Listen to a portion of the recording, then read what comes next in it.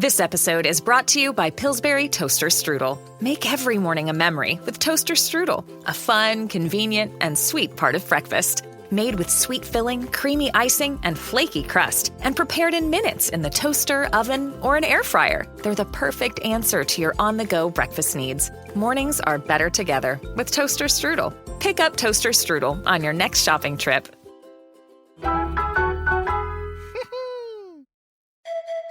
Outback Steakhouse's Great Barrier Eats are here for a limited time. Dive into tasty twin reef shrimp, a sizzling bloomin' French onion sirloin, and our signature beef and reef platter. How'd we do it? We wrangled seasoned scallop 2 clicks below sea level, tracked tender sirloin 14 days through the bush. No, yeah, and I just boiled this pasta, don't you know? Thanks, Tom from Minnesota. Great Barrier Eats, here for a limited time at Outback Steakhouse. No rules, just right. The history of our Earth is so different from what we can imagine. The Smithsonian, that if they found out about a large skeleton somewhere, was to go get it. I'm going to assume at least one person is right, because if one person's right, it busts the paradigm. It all goes back to the fallen cherub. And the problem with the modern day church, they have a very truncated view of the supernatural. This backdrop that's just pregnant with all kinds of meaning associated with this Mount Hermon event. Blurry Creatures. And this guy defects from the kingdom. That's a big deal.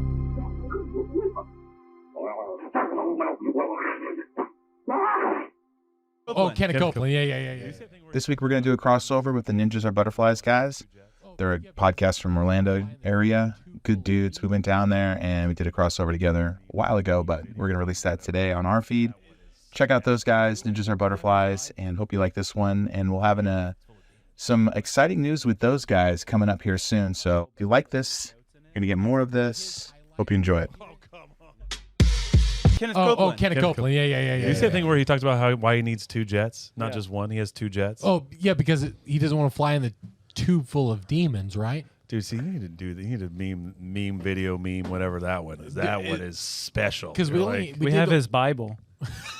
It's full of demons. Someone sent us Kenneth Copeland's Bible, and it's the Bible, but with like his notes in it. It's his highlighting. Oh, come on! But it's like simple things like, oh, he highlighted John 3:16. It's like, man, I just think this is a very important verse. It's like, yeah, obviously, dude. He wrote Tim Tebow in the margins. Yeah, like, what are you talking about?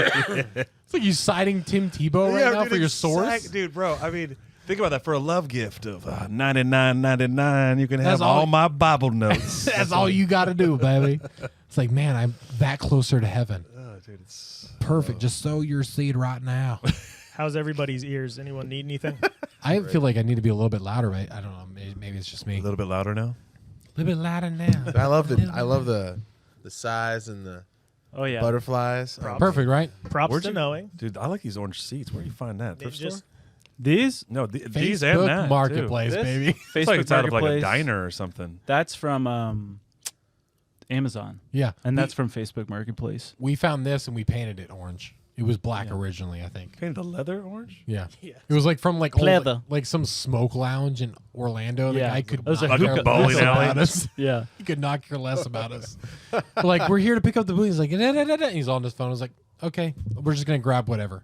It looks great. Yeah, it's great. It's sticky though. Do you ever get orange on your pants? You're like, dude. I'm trying to think. Like it happened again. It's taking me back to the '80s, in like a Pizza Hut booth or something. Yeah, we're going for like Pizza Hut and Nickelodeon if they had a baby. Those red cups. Oh, bro. In the '90s, the Pizza Hut, dude.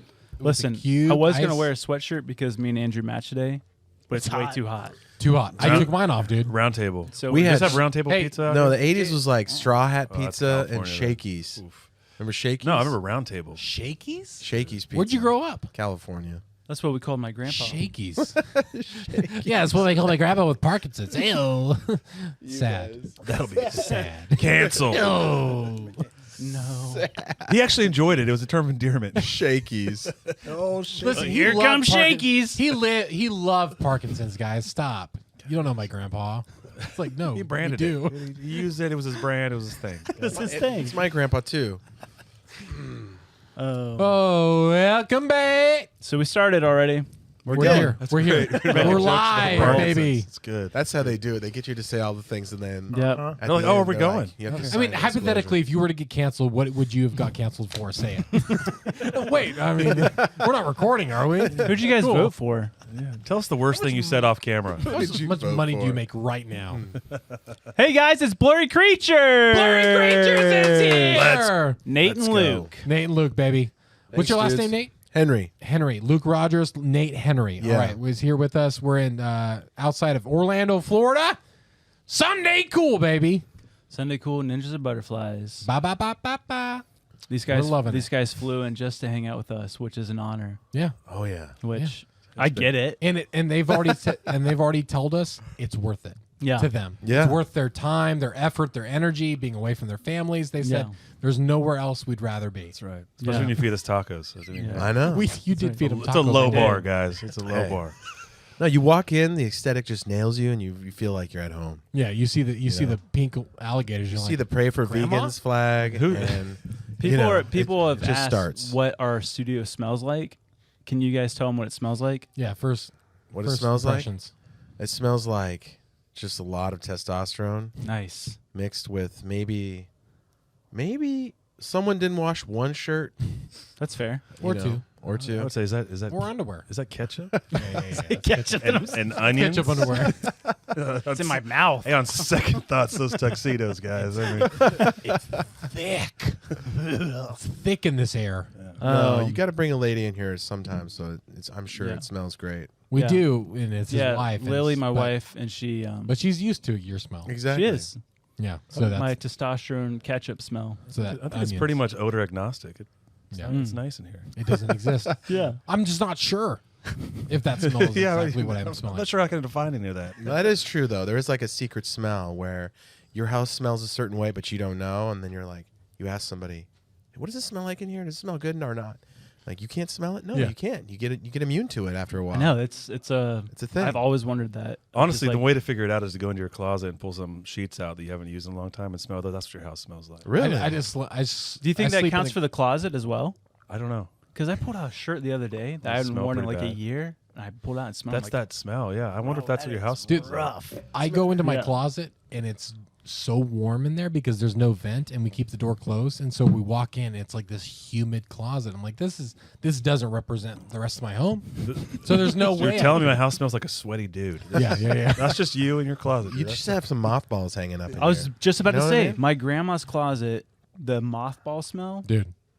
I kind of love it. Intoxicating. Yeah. Yeah. Also gives. I mean, I don't know if But I love it. Yeah, right. I don't know if moths and butterflies go together, but Yeah. some people think so. Yeah. Listen, I don't care what you say. I don't care if it gives me cancer. I love it. You can fill in a lot of blanks. So guys, we usually start out with a song. Do you want a song? Yeah. Would you like a song? I've been No, waiting for a I song. want a song. Luke likes to sing on our Okay. podcast, so Well, if you feel like if you can tune in, go for it. So normally I just play guitar, but I know you have a background in music, so I Oh, brought you get him on the it. guitar. Get Big Red No, on I'm the good. on the act. I'm retired. All right, he's retired. I don't even know what song it is. What Get on chords there. are they? Yeah, just You talk natural numbers. You know 3 songs you can do a worship song. Come the on. whole thing is 1/4, and then it goes Key- 1-5-4 in the key of C. This is where we find out Nate has never played in a band. I've never. I played bass, so He's like Ashley Simpson. Like, did you start the track already? Yes, that was so good. I'm just gonna pretend like I'm playing. Just act like you're strumming. No one's gonna hear you. It's fine. All right, well, You know Freebird? guess we'll just come up with something. Yeah, we'll just dabble. We'll reach in. We got some really cool guests today, so maybe we can tie them in somehow. What, like Blurry Creatures? Possibly. I don't know. I don't know how important they are, but Yeah. Not important, but you know that's a challenge. Yeah, we'll come on. figure it out. Yeah, we'll see I if like we can it. put something in. All right, here we go. Yeah.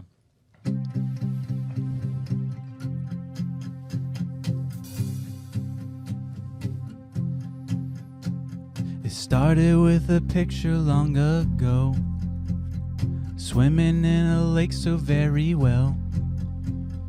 Everyone would look and everyone would know the story of the monster they would tell. She was born in the land of Scotland, a life that feels so very messy. can only imagine what she's thinking, what she's swimming. Knowing that her name is Nessie. And we said, hey, the blurry creatures. Find them now. And go home now, you blurry creatures.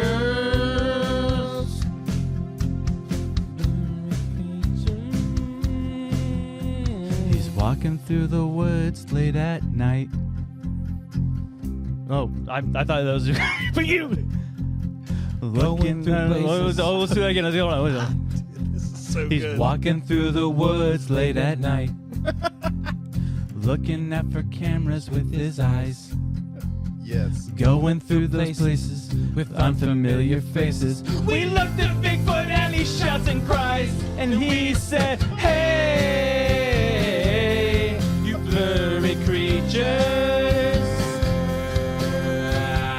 Find them now. And go home, you blurry creatures. You blurry creatures. You blurry creatures. Go home, yeah, you blurry creatures. Wow! Blurry Creatures is in the house. Wow. I love it. We're gonna need to. Ninjas are butterflies, we might baby. need that. We might need to just we to need to- license that for the show. Hey, that was special, guys. I mean, that was That was you know the best intro we've I had. don't know where. Yeah, I don't know where I thought the bar would be, but you exceeded it. We raised it. Hopefully, really hopefully. No, that was amazing. Episode 36, Ninjas of Butterflies. 63. What did I say? 36. 36. I'm Okay, a lot of people have that problem. What is that called when you mix it back and forth? Dyslexia. Dyslexia. I'm pretty sure I have that, dude. Episode 63. We could not be more excited. That was awesome. The fact that Blurry Creatures. Thank you. Yeah, we wrote that like an 2 hour hours before ago. I left to go pick him up. Yeah. It's off of that song. What's it? It's Big and Rich. Holy Water. Holy Big Water. and Rich. You know the legendary band Big and Rich. No, Big and Rich. Yeah, everyone knows that. Big Kenny and John Rich. Yeah, so baby. I've been at John Rich's house. He's got a guitar-shaped pool. Are you really? And an elevator. Oh my goodness! Yeah. Look at that. Full circle, baby. Maybe don't show him that song. I'd be like, hey John, whose number I don't have. Hey, let me. You might want to sign these guys. They got some talent. He's like, that melody sounds a little. familiar. If we get sued by Big and Rich, that's the way I want to go out. Yeah. You give me an idea though. We might need to put out a cryptic record, like about all the blurry creatures, but it's just like the blurry EP. Dude, It's let's make a blurry band EP. Okay. Just singing all about. I'm pretty all worthless. about the blurry. You get like all You can do your like favorite a podcasts. tambourine. You get your favorite podcast and band dudes to come up with like funny songs about Sasquatch. Dude, I love that. let's do it. Okay. No one steal that idea. That's ours. Switch move. I know. We just put it out. Switchfoot. What move- Hey, speaking of, Why am I so dyslexic today? I don't know. Andy, speaking of Squidfoot. Speaking of Switchfoot. Switch move. Hey, do you know they're going to be Switch out on move. tour? You know who they're with out on tour this next year? Creed. And Switchfoot and Creed. 3 Doors Down. No, Squidfoot and Creed. Squidfoot. Bro, hey, there is. Squidfoot. We're a little older than you guys, but No, there is Creed a was my- summer of '99 tour coming. This is totally off, but it is. Creed is back together, and they are Switchfoot's going out, and something's really awesome about that. Like, you may not like any of that music. I like Switchfoot, all right, but you might not like any of the music, but you want to come just to see this, right? Like Scott Stapp doing Scott yeah. Stapp Dude. things like halftime at the Cowboys game, where he's like. Guys are flying around on ribbons and stuff. In the jersey, dude. Let's go. I've actually reached out to him on the Ninjas TikTok and asked him like, "Hey, when you coming on the pod?" Because they are promoting their new tour. Dude, So I'm like, he lives in Brentwood, like I said. this Nashville. is perfect. Dude, I've got a great Scott Stapp story. I got a buddy who's like a pretty well off. They live in a really nice neighborhood. I don't know how else to put this, but Scott Stapp lives in his neighborhood, and my friend is like 60-something years old, and he has no idea who Creed is, and he's like, "There's this guy." And he goes down to the pool and acts like he owns this place, and he's the biggest jerk, and he's kicking things in the pool, and I was like, "Oh, okay, you got a new neighbor?" And he's like, "You're this guy named Scott Stapp." And I was like, Classic Scott. Yeah, I'm I've like, heard of him. I'm like, from Creed? And he's like, I don't know. And I'm like, So you like everyone in your neighborhood but the guy from Creed. This is my favorite story about Scott Stapp. You need to change, dude. Yeah. If Scott Stapp doesn't like you, you need to change. That's Agreed. my opinion. I'm like, Marshall, I love that you have no idea. It's like that one dad who there's that famous meme where he's taking a selfie and he's like, look who it is. It's Justin Bieber. And it's like Bieber's behind him. You're like, this is the guy. And he's like, I don't know who this is, but this guy's a jerk. You know? Yeah, He absolutely. thinks he owns the pool. He does not own the pool. No. But speaking of Creed, I have a question for the day. That's a really good transition. There it is. Thank you, Josh. You're welcome. You're welcome. Today's question, sent in by our viewer. I'll take it from here. Do what? I said I'll take it from here. With a question? Yeah. Because it's been 63 episodes, Josh, and I've never been able to control a question. I have a question that's been laying on my mind. It's been laying on my heart for years, and I just want to ask it. Is All it right. cool? Yeah. I mean, that's real serious, man. I like this vibe. This is weird, but question of the day. Sent in by you. Sent it by me. Did Bigfoot kidnap? It's okay. What? That was a good first start. Yeah, that was a good. It's all right. It's coming. It's okay. Did Bigfoot kidnap my daddy? Oh. Yes. Yes. I mean, it's definitely not because If we're your gonna dad. interrupt, I mean, my dad interrupt. You know, my dad not to interrupt, but like my dad left as a very young child, and I never got to know him. So Yeah. and a lot of people have said maybe that's why. Maybe so. I'm asking you today: did Bigfoot kidnap my daddy? Yeah, it's definitely. Yeah.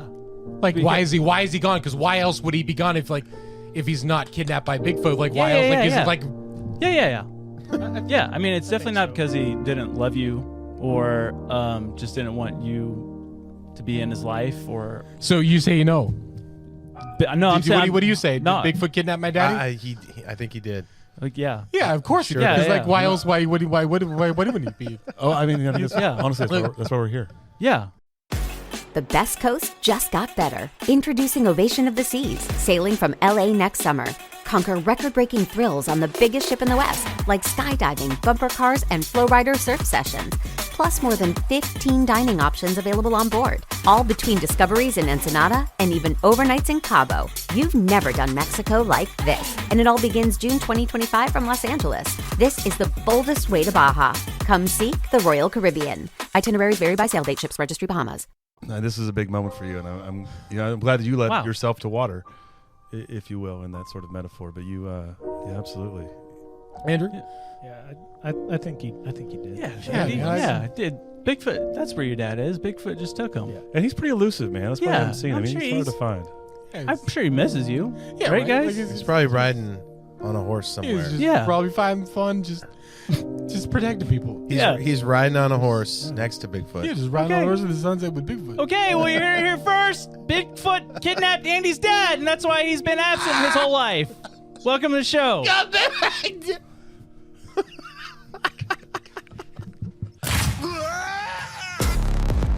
Did I say ninja? I meant butterfly. The butterfly is no doubt one of God's most beautiful. I said empty your mind. You learn martial arts. Ninjas are dead! Man, daddy issues. That's one way to start a show, isn't it? We always somehow bring up Andy's dad being absent. So You guys are so this is fine. incredible. This is amazing. Ugh. You're all right. We also like to start off. I'm having fun. Yeah. I am having Me too, dude. I'm having a blast. fun. We don't get to have fun a lot. Well, we do, but it's a different kind of fun. Yeah, It's a different kind of fun. you guys talk a lot about conspiracies and it gets heavy. a lot of weird stuff, and that's not a lot of so that's and I know you guys. Well, I was about to say we have this thing that we typically do with our guests, and I don't know how much you guys have seen of our podcast, but we typically start off by asking a question to a guest. You guys do the same thing. Yeah. You guys. Oh yeah, we have always It's kind of ask, funny. One specific question. But we're going to ask, what are your thoughts on big feet? Big feet. I'm not really Weird, into, right? I don't know. I'm not really into big feet. Oh man, yeah. You can make a lot of Like money. that one, that's a big foot. You can make a lot of money with big feet. Also, that's two those big toes feet. are. What are your thoughts on big feet, though? Like Hobbit feet, like Sure. hairy Just and big big. feet. Just in big feet in general. general. No. I mean, there are certain people that are feet people. You know. Yeah. Quentin Tarantino is a foot person. So is Rex. Because you guys talk about Rex Ryan's a foot guy. I know you guys talk about Bigfoot a lot. Yeah. Which that is a big foot. But those are many feet or many foots, as you would say, feet. Then. So would you say that Bigfoot? one, that Look one at that right one. there. Gosh, what'd you pay for that picture? A lot. Yeah, let's see. That's multiple. It's a whole family of big feet. Oh, I mean that one's special too. Hey, come on. Big boy paw. I just had to add Kermit's feet in a bikini. There we go. Big feet of all the celebrities, big feet. We don't at the ask top. that question. We just wanted to play off your guys'. No, I what do you like guys it. think of Bigfoot? What do you guys think of Bigfoot? Oh man, Crazy, I right? I love him. He's the greatest. He's What do you- changed my life. Okay. What are your thoughts on the newest video of Bigfoot? hold Because I on, know you guys mentioned Let me that. preface this. Everyone watching this right now, Yeah. this is not going to be anything like you've ever watched before. We're just going to talk about the craziest stuff. Yeah. Perfect. That Because we're not going seems to talk really about abnormal. We TikToks. got the dudes from Blurry Creatures who are based out of Tennessee. Right. They're down in Florida. They just got here. They're leaving tonight. So we're just going to be asking them all the questions that we could possibly ask them. Like, where did Andy's dad go? Yeah. What do you think of Big Feet? We figured that out. So what do Yeah. we figure big feet? I want to hear y'all's thoughts on Bigfoot. Bigfoot, The The actual Bigfoot. the Squatch. The one with the big feet. Bigfoot! Yeah, you know the Bigfoot's foot. We're starting there. Yeah. It's an amazing foot. Which I'm serious. The Sasquatch foot can bend in the middle. What? Yeah, it's got like a hinge in it, Okay. so it can like go straight up a mountain because it has like a hinge. So that's how big it is, because usually it's either a curve, and people who get flat feet are Yeah. made fun of. But Yeah. the next person would be an angled in the middle of the flat foot. So they're like, And that's what they're Bigfoot like the is. gods. Yeah, of- apparently. I don't yeah, know. if you get made fun of being flat foot, if your foot's I'm just saying, I saw somebody on TikTok last night that said like they just like a dude that just put his foot down on the ground and it was the flattest foot I've ever seen. And so like everyone has a little bit of an arch. Bigfoot has to have such a foot that's so big that you're saying it has an arch in the middle. Like It has a hinge. They call it the There's a hinge. They call it the mid-tarsal break. Are we talking like toe to heel, like a V? No, we're talking No, like you're right in the taco? middle, right in the middle, like like your toes go up. yeah, like his toes can go up. Yeah, Wow. so you can see it in the footprints of the Sasquatch, but you know more of like the scientists. We brought on some scientists on the show who talk about, you know, the anomalies of the foot itself, that it can't be faked because it's such a unique foot itself. But Like, obviously they're because- not wearing shoes. Like no one would think to fake it like that. Yeah, because they're also measuring like the weight.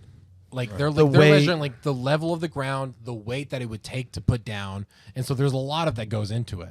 right? yeah. I feel like you're an expert and you see these casts, and you're like, this thing's not fake. It's Yeah. not.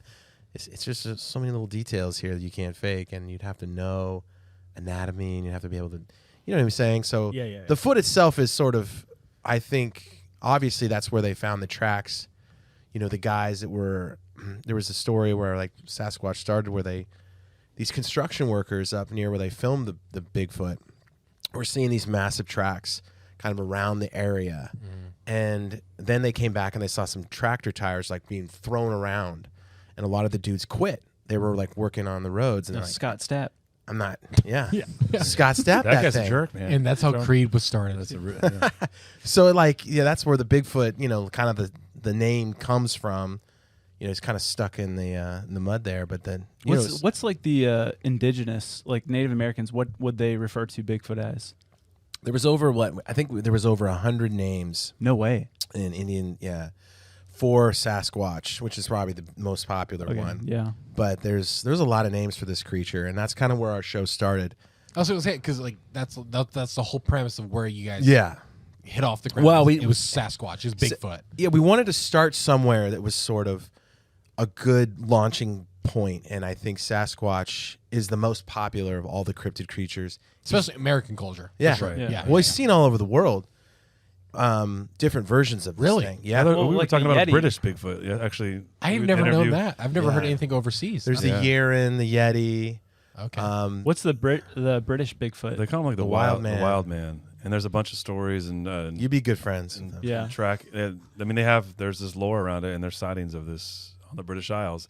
And we were talking to Hugh Newman this week, who's been on Ancient Aliens. He's been on our show a couple of times, and he wanted to read. He was the first. Actually, we've done 2 interviews this week, and for the first time, really, we've had 2 repeat guests want to revisit that question. Right? Like, what are your thoughts on Bigfoot? Which is how we start all our shows.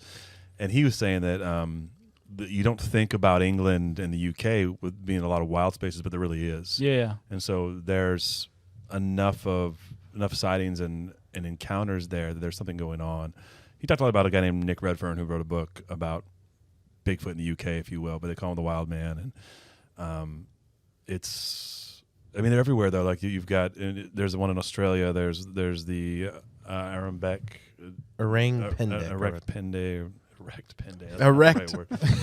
something like that. Somewhere someone's giggling. That's all that matters. Someone's giggling. Well, there's more. I think it's orang pendek. Orang pendek. Thank you. That's is that China?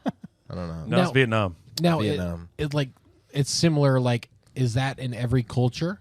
Like in most cultures, there's always a Bigfoot, kind of like, because we've seen like dragons and angels have always, like in literature of cultures, like, is that the same thing with Bigfoot? Well, I don't think it's ambiguous. I don't think there's no, because some of them are smaller. Like the North American ones are sort of the biggest ones. Yeah. And some of the ones in like Australia are shorter, 4 foot, Weird. 5 foot, 6 You know what's foot. fascinating about that when you ask about the Native American stuff is that, like, you realize that, like, when they have the totem poles, right, that every one of those is a real animal on the totem pole except for Bigfoot, right? So you have this idea that, like, these are all the real things. So why would they put something that they don't believe to be real? They thought that the Sasquatch or the Wild Man was the protector of the forest. Yeah. Right? And so that's how there was.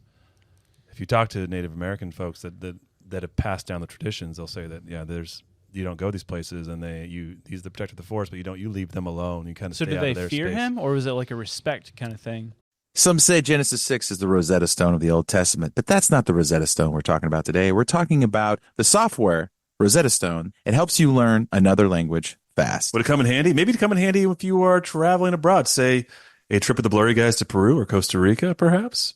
Maybe you want to learn Spanish. Rosetta Stone has been the trusted expert in language learning for 30 years with millions of users and 25 languages offered, including Spanish, French, Italian, German, Korean, Chinese, Japanese, Dutch, Arabic, Polish, and more. That's right. The built-in True Accent feature gives you feedback on your pronunciation. Nate, you say gracias? Yeah. Just making sure you're saying it right.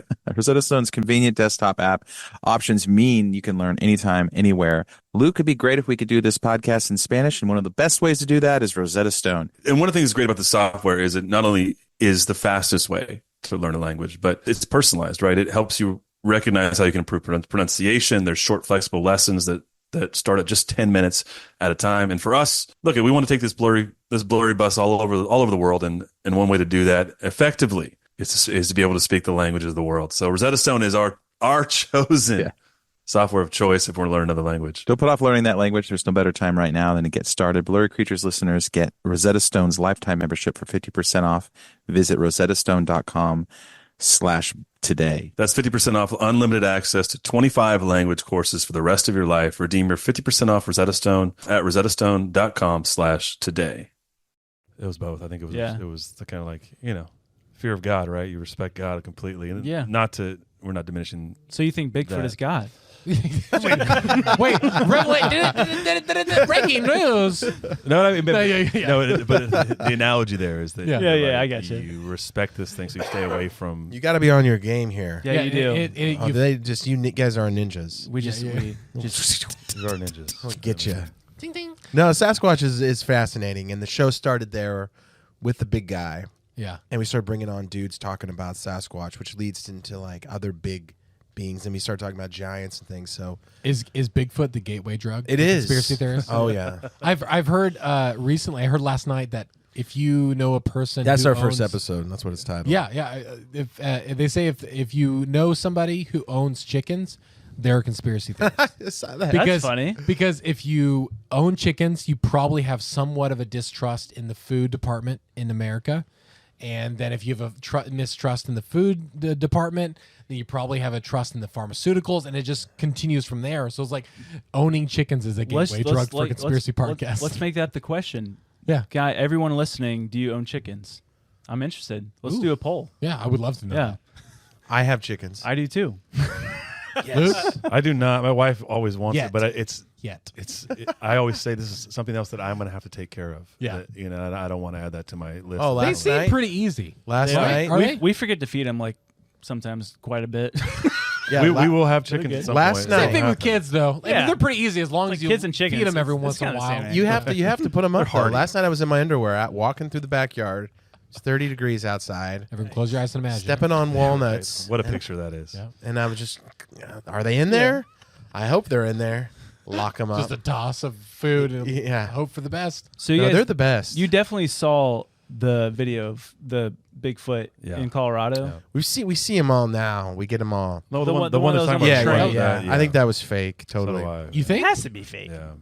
Well, yeah. Why do you think it's fake? That's what I'm curious because it looks like seen- such a specific video. It seems weird. It does seem weird that he would sit down in the middle of a mountain. if There's he like a knows he's being Sasquatch watched. trailer company like right around the corner. Yeah. And they like posted a thing on their Instagram that says we didn't do it. course they didn't. And it looked like a manicured suit. Like Yeah. it looked like he had just got out of like some 70s disco dance club. And you're Yeah. like, this is just I don't I don't understand think why so. Bigfoot would just get up and like realize that you're filming or And then just see sit you down? and then just sit down. I'm like, nah, that didn't seem Yeah, real. yeah. And so it's kind of like aliens to me. It's like Perfect spot. If it looks like an alien of what I thought, it's like it probably doesn't Yeah. exist because if it's anything like what humans Mm-hmm. conceived aliens to look like, then it's probably not real. I mean, there's a hoax and then there's like clever marketing. Yeah. I think it's in the clever marketing Yeah, space. that blurry line. It's not like we're trying to hoax you. It's like, Yeah. yeah. I hear you. Yeah. Well done. So Josh has seen UFOs. Josh has seen And at least two Sasquatch. UFOs in his life, and I say UFOs because it's unidentified right Sure. now. Yeah. Close. And it's one of those things Yeah. where, how do you guys have you ever had an experience like that where you can't explain something and it's like it's just so out there that you're like, I know it's real, but I know it sounds crazy when I explain it. Yeah.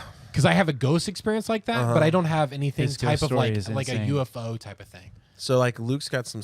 We've told a few stories. I saw like a werewolf creature as a kid. That's the only thing I've ever seen, and it took me a long time to put it together that that's what I saw. And you're fully confident in what you saw. Mm-hmm. Yeah. See. Yeah. This It's- was California. California, yeah, in my parents' house there was like a screen door that went out from like a sunroom. I was probably like 7 years old. Yeah. And I remember, I was the youngest, and so you're not in the mindset where you're the oldest child where you can say anything you want and everyone's going to believe you. Yeah. And I saw this thing, and I remember looking at it multiple times, and it was like in the window. It was kind of grinning at me, and it had this like red eyes, and I was like, this is not going away. When I look, and I screamed and ran and told my parents. But the reason I remember it though is because I would run from one room to the next for years after that. Yeah. And I wouldn't look out that window. But the memory itself is, it's kind of fuzzy. It's kind of blurry, I guess. But it happened. But it happened. Yeah. And that's the thing. How do you? But then I was listening to Sasquatch shows, and people were saying they see the dog man, the dog man, the dog man. I'm like, the heck is the dog man? I know what the Sasquatch is. What is the dog man? Yeah. And then I'm like, oh my gosh. That's what you saw. I saw the same thing. I don't. What is the dog man? Yeah, I've heard It's the a werewolf. Mothman. It's the werewolf. Does it walk up on Yeah. two legs? Yeah, it does both. Sometimes it runs off, but it's your classic werewolf. Is it like the Harry Potter, the Grimm? Lupin? Yeah, Lupin. Yeah, kind of. But it's just your classic werewolf. Most of them have the werewolf face. Classic Upright. werewolf. Now, Run on two pretty legs. terrifying. Nate, what are your actual thoughts on that? Like, do you think it was an actual physical person who turned into or do you think it was something spiritual in a Here's different what we're doing. realm? I've listened to probably 10 of your podcasts so far since meeting you guys. And you just opened up this. You're going into all these webs. Yeah, it's terrifying. It's when crazy. I think about it. It's like sitting with Santa Claus. And you just want to ask him Tell like us about everything about the North Yeah. Pole. How do you eat so many cookies in one night? How does Yeah. that work? I need that. that was trick. impossible without being bloated, dude. So this is where we're at. So we're gonna. The werewolf. Yeah, like There are were creatures. what and does where mean? Like, what is that? Like, what does the word mean? It's kind of been like, from my understanding, it's that's more the shape shifting. Okay, so it's like they can take on these forms. So I think what we've discovered on our show most of the time is you have sort of an all of the above thing going on a lot. Is Sasquatch an animal? Yeah. Is Sasquatch paranormal? Yeah. Correct. Can he go from our dimension somewhere else? Yeah. Can he throw rocks with perfect accuracy? Yeah. So can he stay silent in the woods right next to you? Yeah. I don't know. Does he come on and go on UFOs? Yeah. Like, so he's in the same category as those types of things, where it's something out of our dimension. It's just like out of something. It's just a broad. Oh, that's scary. Well, I think me think of like Job, where it talks about like the meeting of the heavenly beings or the heavenly creatures and stuff. You know, it's like they didn't say like the meeting of the angels or like all that stuff. You know, it's just like so broad. You know, it's like then Satan or whatever. I think we talk about this on our show, Josh. I think there's this. We have this medieval understanding of the supernatural, the spiritual realm, right? Because it becomes very binary. I think in a lot of our minds, it's just like it's God and angels, you know. But angels in and of itself is a Greek word that just means messenger. It's actually a job title, right? And then if you go in the Old Testament, there's other titles for the host of heaven, if you will. These, you know, Enoch talks about watchers, so and that is a job title as well. They were like sentinels. They're watching. Yeah. What are they watching? I'm not exactly sure. Maybe they're. If you think of heaven as a kingdom, perhaps they're sort of like the lookouts, right? And that was their job. So I always say this, and I really do believe this. I think if we look at the magnitude of creation around us, right? There are millions of different types of life on Earth here, right? Yeah. That we're discovering every day. New stuff every day, mostly small stuff. But every once in a while, you'll have something that comes out of the jungles in Southeast Asia, and you go, "That's weird. That's something they had never seen before." Yeah. Right. That's where we're at, right? But so I think that for us to have this idea that heaven is just this place where there's just these winged sort of pseudo-human things, and God Himself on His throne is probably very short-sighted. It's probably not so binary. In fact, we contend that there's a lot of things that we learn about heaven in the Scriptures that talk about roads and walls, and we talk about manna being the bread of heaven, right? So if you want to reverse engineer that, if you will, then you need grain, and you need to grind grain, and you have to be doing that in farming and those kind of things in heaven. Perhaps that happens. And also, I think that we only get a glimpse of what's happening in that space. We do have the stories about the fall of Satan and Lucifer, and you have this rebellion in heaven. But as far as like specifics, we don't get a lot. Yeah. But I think there's a lot that can be explained by being like, well, if this is what we have here, I don't know why we'd think it'd be the diversity, if you will, of creation in the heavens, it would be any different in the sense of, at least that's kind of where I'm following now, because you have too many things, as Nate said, like you have this Bigfoot creature, and you have all of these cryptid, these different things that exhibit these supernatural type behaviors, and there's got to be something to there being a lot more than maybe we've thought about it. And I think that the Middle Ages and all of the Renaissance painters didn't really do us any favors, because you get all these little babies with wings and things floating. You have these beautiful works of art, but it really gives you a very truncated, sort of perception of what might be in the heavenly realms. And you're right about Job, right? The sons of God cried for joy at the creation of the earth. So there's this, and that's a very broad term, right? So, but you have this terminology of all these heavenly beings, and it talks about the host of heaven, and they're all kind of watching as God's doing what He's doing. And I don't think it's maybe the way that we've always thought about things, with just these winged dudes, more or less, like just cruising around, playing harps, and like totally and doing things. That was going to be one of my questions. So I heard on one of your podcasts, maybe it was with what's his name, Ali? With Ali, yeah. Seattle. 199. Yeah, 189. That was a dope episode. Not 991. Yeah. But the where he talked about the just Christianity throughout history, and like the Renaissance era and the Reformation era, and like how they depicted things and stuff. My question is, do you think that we now are moving into a new era of understanding the supernatural, if you will, like with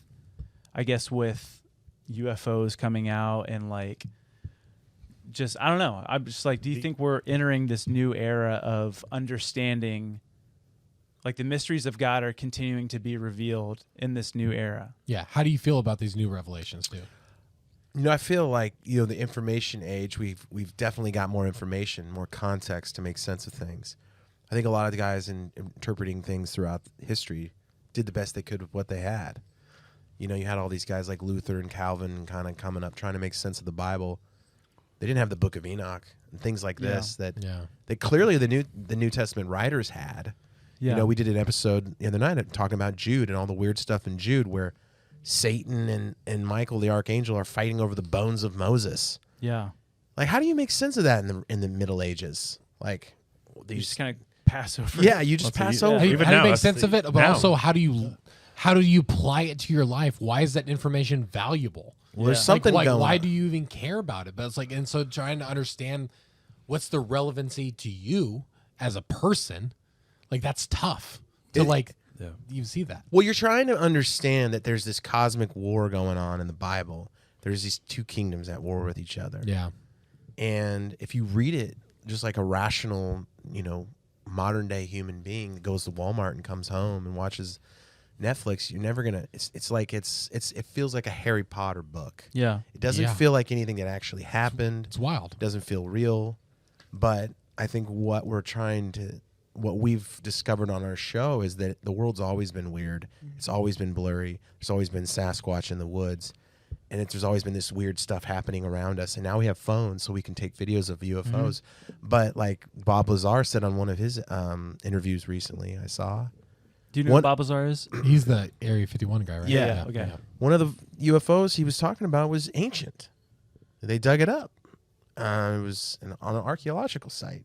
So confirmed. Like by non-theological people, non-Christian people. Well, this is government agencies government that have agency technology that's supposedly like Hollywood made and it's fake, and a lot of Christians think it's fake because they don't understand how to put that in their paradigm. But it's ancient. And then we did an episode on famous UFO battle in Nuremberg in the 1500s, where it looks like you have UFOs fighting each other in the sky, and everyone saw it and it was documented. And there was a guy that painted a painting of it.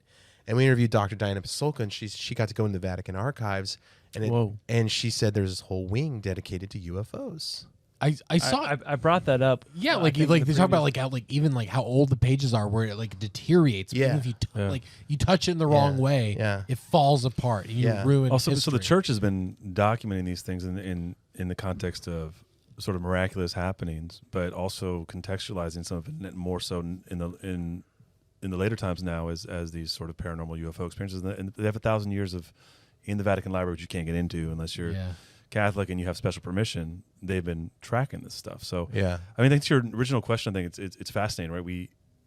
There seems to be this ramping up, and more things are happening. I think part of that is a product of the fact of the nature of the connectedness of all of us, right? So we have the internet, we have instant communication, and y'all are stars on TikTok and YouTube and all these things, right? Of course we are.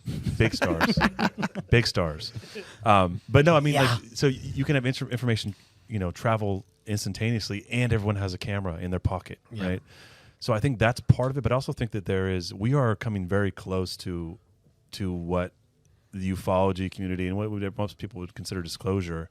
We have the House Oversight Committee at Congress doing hearings on UAPs and UFOs, forcing the three-letter agencies and the unpaid portions, not unpaid, very well paid, unelected portions of our government that are working, not governed by the people, in the sense of there was no oversight from the people because these people aren't elected, that have been operating and keeping things from the American public. And I know there's this thread or this narrative out there that like, oh, the government is saying this, so we can't believe it. And Nate and I have contended since this came out in this year. This is really interesting timing for us doing Blurry Creatures because we've been talking about UFOs and stuff. But this is not the government. In fact, these are whistleblowers that now have legal protection mostly because of what happened to Ed Snowden.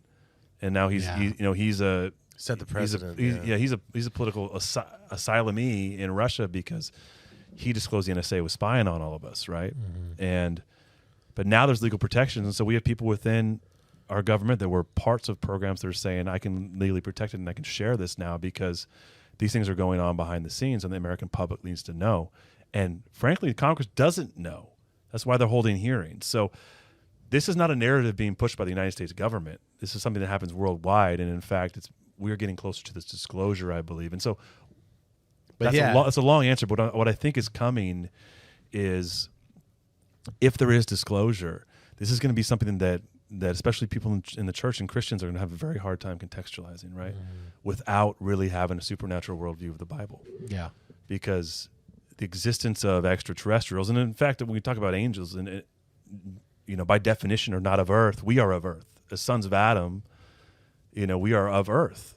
Angels are not. Yeah. The sons of God stood and cheered when the earth was created. So by definition, they'd be extraterrestrials. And this is kind of where our show goes in some ways, is how do you contextualize all of this stuff from a biblical worldview? And I think that it's important to have these discussions like we're having today, because if we don't consider this and have these conversations, you guys have great conversations about all kinds of really cool stuff, and I love that.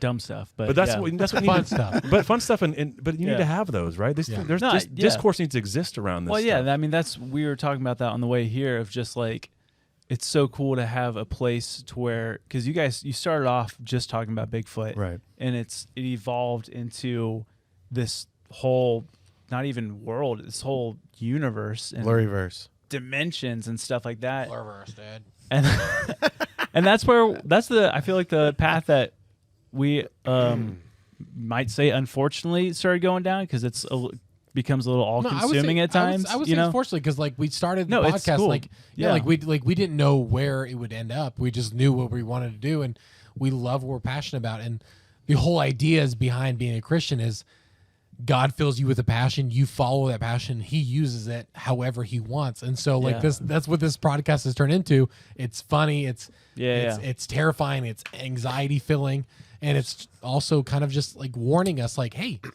this is a possibility of what's happening in the future. What is your response? How will you react to that news? And the podcast is free too. It's like this thing that it's like you can communicate with all kinds of people, and you don't have any really middlemen or any management, anybody telling you no, you can't say that message. And I think a lot of time in history we had informational gatekeepers, people who kept the information from getting out, people who are like, no, you can't be saved. You need to come through us to get saved. You have to pay money to do that. And we've gotten good at that. And one thing I wanted to add to your question was like, also, I think information age is one part of it, but I think what we've learned in the Bible is in the golden age, the original pre-flood society, you had these realms interacting. You had creatures from the heavenly realms here on earth with us. So the gods and all these other things were roaming, and they were building these empires. And I think that all that stuff was true. And I think it's been repackaged in every culture's sort of their preservation system. Their mythos. Yeah. But the golden age, the dudes who built the pyramids and all the things around the world, I think they were getting this knowledge from non-human sources. And so So we've been talking about. The days of Noah, right, are realms and knowledge. And I think we're getting there again. So is the veil going to be pulled back, and we're going to have all this weird stuff hanging out with us again? I think if things work in cycles and ages, we're kind of coming to the end of an age, and we're coming to a new one. I'm sure. Yeah. That stuff's going to start roaming again. That's how you know these guys are seasoned podcasters, because you said to answer my question. Dude, I forgot my question. You asked 20 minutes ago. You finished it up, and I'm just like, oh yeah, that was my question. Dude, but I want to say this for like all of the midline conservative thinking evangelicals who might follow the show. C.S. Lewis, who is somebody that most of our audience probably respects, he did an essay called Religion and Rocketry. Have you guys read this or heard this? It's insane. It's how theology and the church should view the discovery of extraterrestrials should they exist. And he does this entire argument. And basically he said the argument he gets most often is that people will say, well, Jesus came for us to save us. And he said, one, that's arrogant to think we deserve it. So Jesus came because we are depraved. He's like, could it not be that our God created an expansive cosmos with other universes, and we are the only ones messed up enough to have fallen? And so he came to us to shepherd us. And that's C.S. Lewis. So he's just giving hypotheticals. So it's hypotheticals, but like intelligent dude. Yeah. Who's just like, that's what I love about C.S. Lewis is just like, how he came from like the Mere Christianity, how he wrote about like basically you can read Mere Christianity as an atheist and come out like, because he argues it, you know. It's like, and I love that about him, of just like thinking about. That book is so dense, man. Dude, listening to the thing, reading a page is like a book. Oh, dude, you have to like. I don't even know what I read. I got to go back and read this again. How do you put that many words in a sentence? I listened to that essay and actually had to pause like every 20 seconds and then like process everything that he was just said. And I mean, I don't think we're even contending necessarily that. I just think one of the things that we got pushed into this journey really was, you know, we had Dr. Michael Heiser on in episode 34, and he wrote a book called The Unseen Realm. We lost Mike last year, but he became a friend of Nate and I, as a friend of the show, and he was a biblical scholar, ancient Hebrew, ancient Semitic languages. He was an Old Testament guy, and his whole contention was that the Old Testament and the Bible is written to an audience that was culturally not us as Americans. And not only that, but living post-Enlightenment and in this academic era, you know, where we empirically measure everything and we have all this, it's very scientific in this sense.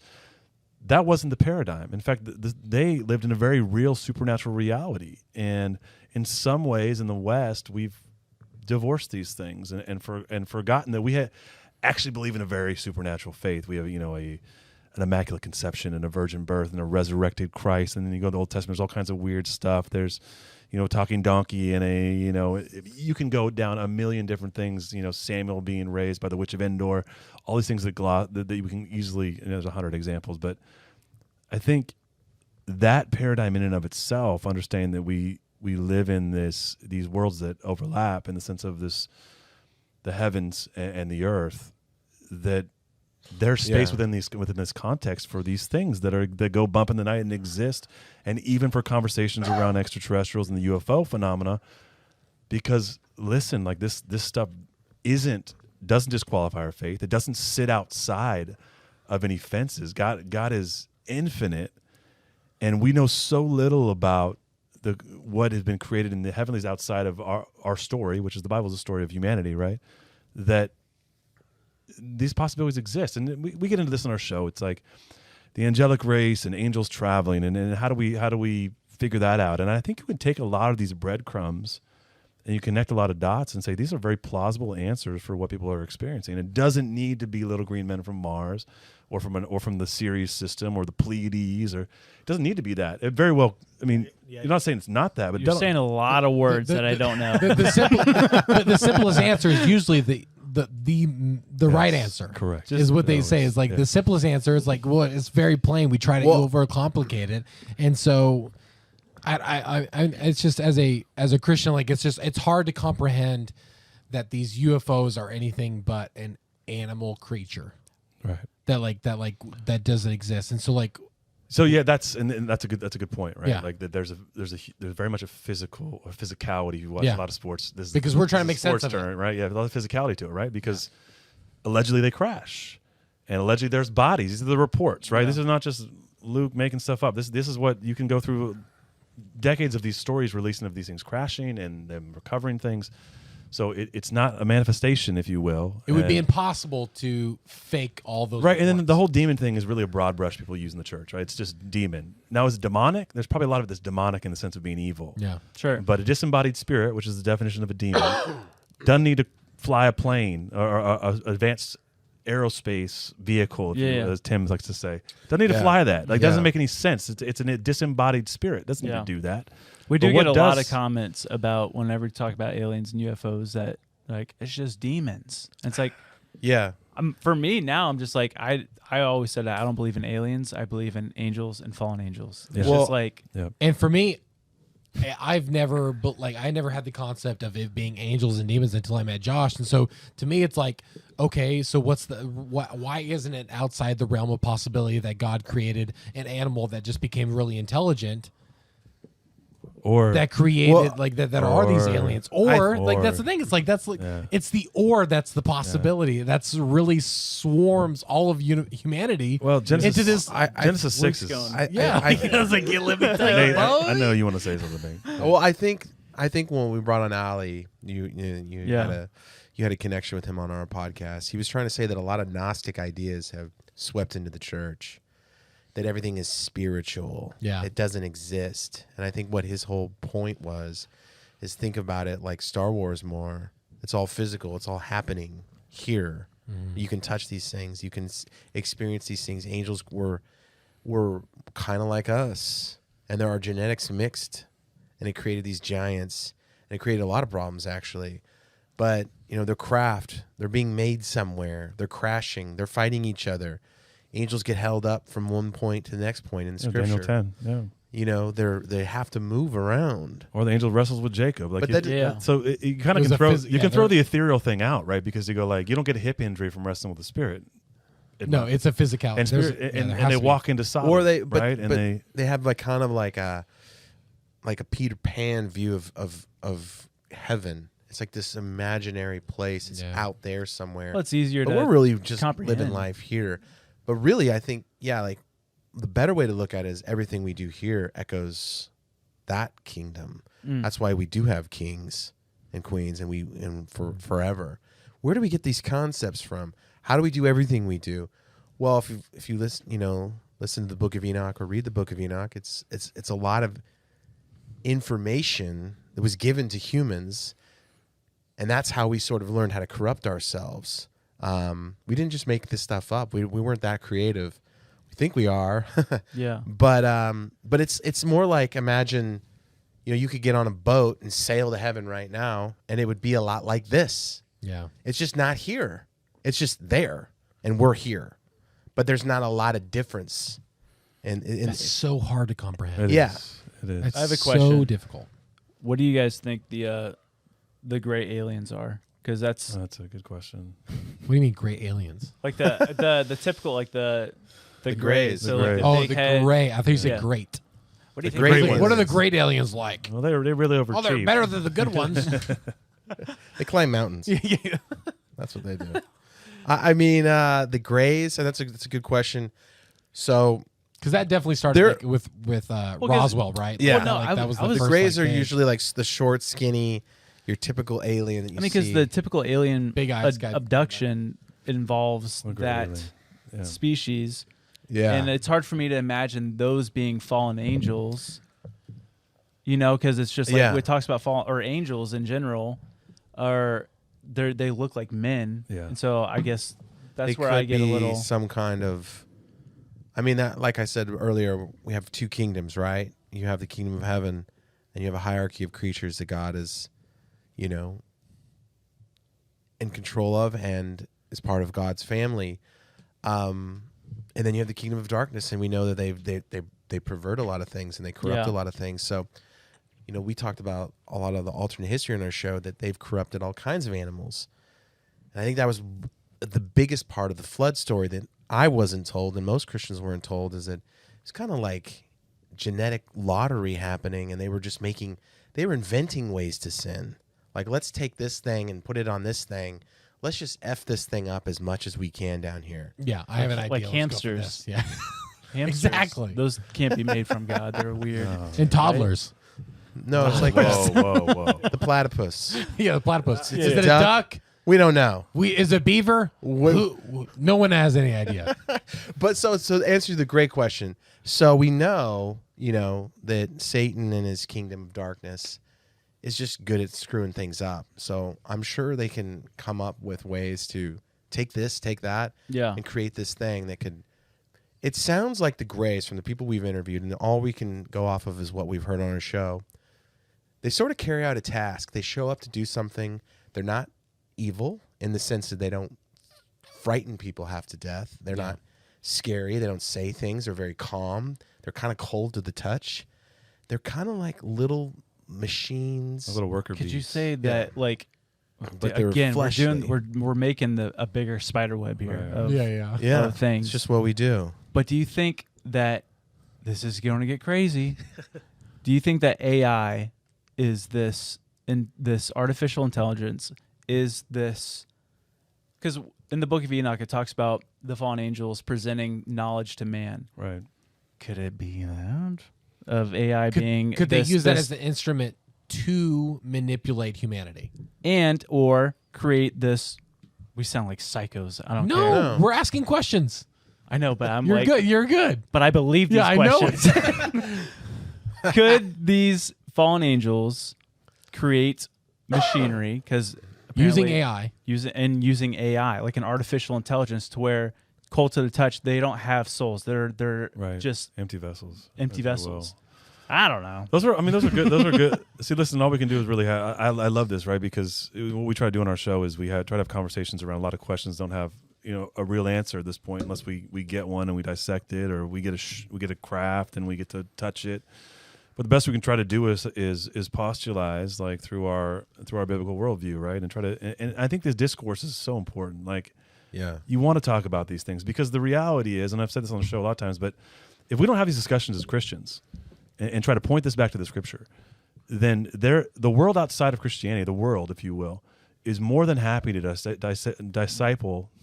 disciple you and our kids and everyone else in their worldview, and their worldview is going to be the antithesis of the Bible. It's going to be the antithesis of Christianity. They're going to tell you what they want you to believe. Yeah. And so I think having conversations and discourse around this, and not just putting our heads in the sand, and not just like glossing over this verse because it's weird, but trying to understand it within the context of our faith is so important. And so when you talk about grays, it's like, I don't know that we know the answer, but as Nate said, there's a bunch of encounters. There's 30 years, 40, 50 years of ufology, right? People, their anecdotal stories and encounters you can look at and go, there's something going on here. They're physical. People have touched them, right? Totally. And there's something weird. And then going back to what you said in the beginning, right?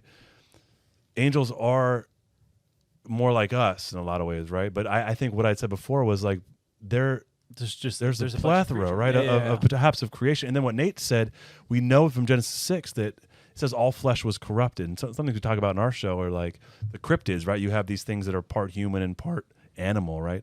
It was this mixing, it was defilement of creation and DNA. So if that's happening in Gen 6, thousands of years ago, then you look at the UFO abduction phenomenon where they're taking DNA. Yeah. God is the one that can create. Right, but what people can do and humans do, and we would believe fallen angels and the darkness do, is to manipulate, right? And so taking these things and manipulating. So it's probably not a far fetch to say that this could be some sort of genetic creation or manipulation by the manipulation by the darkness, or perhaps it's somehow some one of these other super. Or could you say that fallen angels are just fallen angels that turned emo? There you go. Just like, honestly, I don't want to get out in the sun. Yeah. Start listening to Creed. Hey, cold to the touch. Yeah. Is Scott Stapp a gray? Just go stand out in the sun for a It's little not emo. while, guys. That isn't You're emo. fine. I think the Black Scott Parade Stapp on was repeat. kind of like he's like a rock emo. He's like a I don't think you can put emo anywhere. No, emotional. Dude, it's just with arms coming out on 6 feet from the edge, and I'm thinking he's thinking about death. Yeah, he's right there. That's dude. very emo. That's rock emo, dude. The best part is we know all the songs. Yeah. You Coming out. Dude, it's so good. So I think a part of this too is you have their technology and you have our technology. A lot of times the goals are the same. I think they had technology to communicate to each other. A lot of these cryptid creatures can just talk directly to you telepathically. Well, that's what you see with we all need the phones. abductions. Yeah. But we need phones. And it took us forever to get to that point. Yeah. Where it's like, did they have that from the get-go?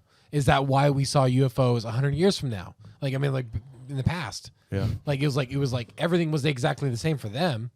We don't see technological advances happening for them and compared to us. Well, so maybe they are advancing their technology. Yeah. I mean, think about it this way. I mean, we have Ford cars and we get to drive our trucks, and they have their Ford cars and they drive the trucks.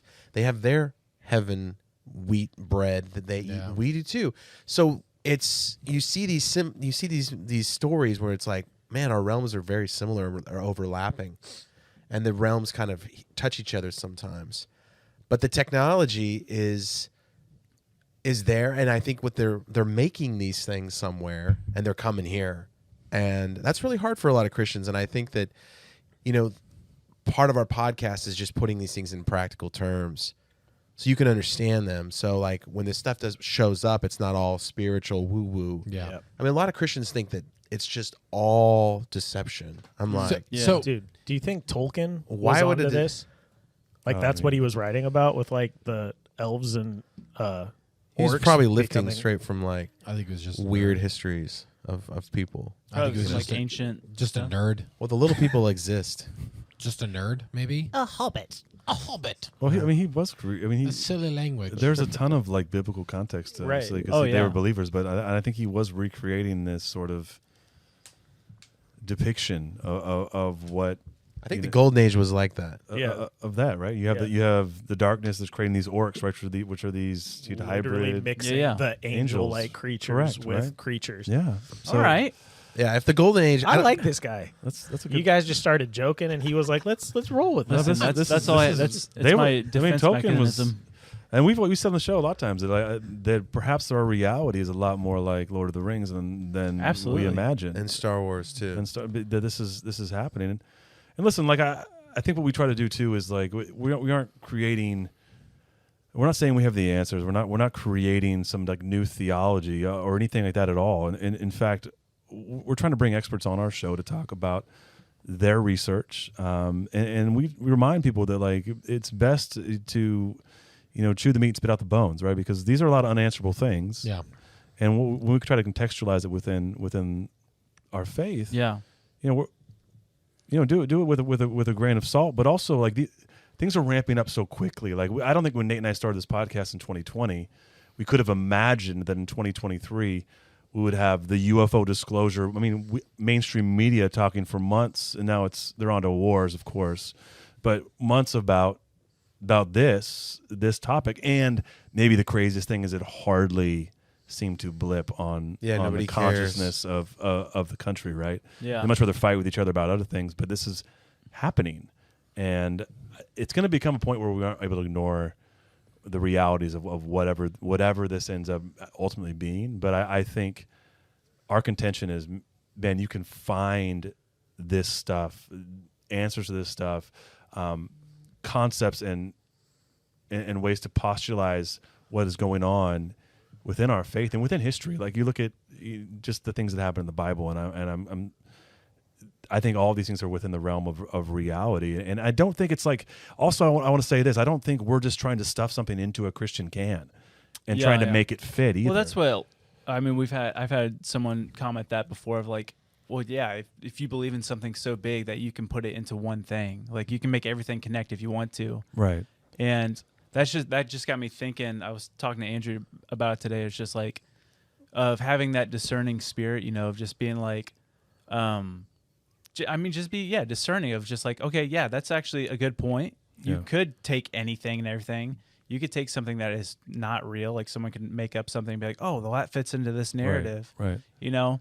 But I think that is very important to be very, I don't know, understanding. I lost my train of thought. No, but John says a test of spirits, right? Like, I think it's important that we, with everything in our lives, we use discernment. Like that's paramount. But I think too, when we're attempting to answer some of these questions that seem unanswerable, and trying to take some of this phenomena and say, how does this fit with the way I view the world? I would say I don't think we're stretching, if that makes sense. I think it's I think the problem with our paradigms is that we are, we're living here in the 21st century as Westerners, and a lot of this context exists written to ancient Hebrews, and we got to put ourselves into that paradigm. When you do and realize, man, like we have a supernatural faith, and we have a faith that talks about a lot of these things that exist outside of this realm in Earth that we talk about. And then I think, man, this can all. There are a lot of dots here connected, not in the crazy way like that meme with Charlie from It's Always Sunny, where he's like, but I feel like that sometimes, right? I mean, you're like you're trying to you want to connect these things just even personally, so you can say, how am I to best think about these things, and we have to also be okay with understanding we sometimes will never have the answers. 100%. We 100% will not have. And that's super all biblical. Of the connections. And we have to be content with that, and that's the difficult. But we might be wrong. But the problem is I think 100%. a lot of us have come up with bad answers to these complicated questions. Andy hasn't. They're all solid. Really good answers. No, I mean I don't want to speak up unless I have. The right answer. like growing up and hearing about the flood. The flood was just because, you were just playing with yourself too much. Things like that, and that's why the God flooded the world. It's a weird analogy. We were all weird just, place to go. We were all just lusting so much, and we were all just doing that. Yeah. But it's like no. The world, human beings almost were bred out of existence. Yeah. You know what I mean? We were told it was just you were so sinful, and so God had to wipe it all out. And it's like, I mean, human beings were on the verge of extinction when you look at it from this like 4D view, and then you start to be able to answer all these complicated questions that you had growing up, because the questions are there no matter what. As a Christian, I've debated with guys all throughout college and in the band days, backstage with a lot of dudes who just like didn't understand why we were a Christian band. Like, how can you believe in God because of this, and this? Yeah. And they have no answers for these. And a lot of guys are like, I don't know, I just do, I guess. You know, I don't have a problem with that. But a lot of people do have problems with these major questions. What the heck was going on at the Tower of Babel? Yeah. Sodom and Gomorrah, God just blows up the town. What happened there? Yeah. You know, and there's these really like highlighted parts of the Bible that no one knows how to make any sense of.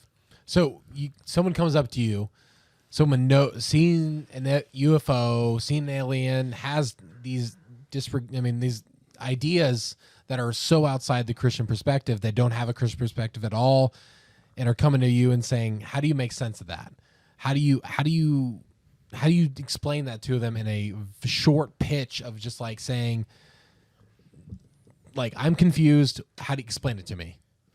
It's difficult. I think guys like Tim Alberino have come on our show and said it very, very simply. It's not, it's not this emotional thing that oftentimes is being presented to you in a church setting. I was doing drugs for 50 years and I had prostitutes and all this stuff. And then I came back to Jesus, and that happens and people's lives are transformed and they stop participating in low, a lower lifestyle. And they start to desire a different way of living. And that is what a lot of people think the gospel is. But he would say, the gospel is you were a part of the family of God. You were part of the royalty. And you were tricked and swindled and we sinned and we became in a lower state. We were, creatures that were designed to be immortal and live in this paradise. Yeah. And then we kind of chose to leave our family and live in the pig slop. It's prodigal son. Yeah. And then, the gospel is that you needed to be back in the family. So Christ comes and gives you his blood so you can come back to the family of God again. Mm-hmm. And it is very much like an act of sacrifice to reclaim us. So I don't know exactly what happened in the Garden of Eden, because there is a lot of like reality happening, but it's packaged in stories that sound like, did that really happen? Or I'm not sure exactly how much of it was reality versus how much of it was a practical, like that's historical accurate retelling of this story. But what does happen is there's some sort of genetic change. The sin of Adam spread to every human. Yeah. So we biologically changed, and we needed someone, and it was the Son of God who came down and reclaims us and gives us back to the family so we can be back in the family again. And totally. That's the gospel in a very practical meaning. And sometimes, you need to explain things to people in a very much like, you're kind of wandering around and clueless, and we're all kind of made in the image of God too. So we feel like we're lost often. Yeah. We feel like something's not right. So we try all these things in this world to kind of fill that void. So there is this like social gospel that kind of continues, but the raw reality is it does sound more like a Marvel movie. It totally Yeah. And I'm lost, just like a Marvel movie. You were talking about the halfway in between. I'm like, what is happening? I don't get this. You're talking about the Sunny in Philadelphia, the meme or whatever. I was listening to episode 199 with Ali. Yeah. Ali. And then I watched this documentary, and I came home, and my mom was babysitting our girls. I'm like, Mom, listen to this. And I just started like, I was like fourth dimension, all this stuff. She's like, okay. She's like, all right. That's very good, Josh. I'm like, I know I sound crazy. I know I do. And I was literally doing the hands. Looking back, I'm like, oh, man. I'm fine. I'm not crazy. I could have presented that way different.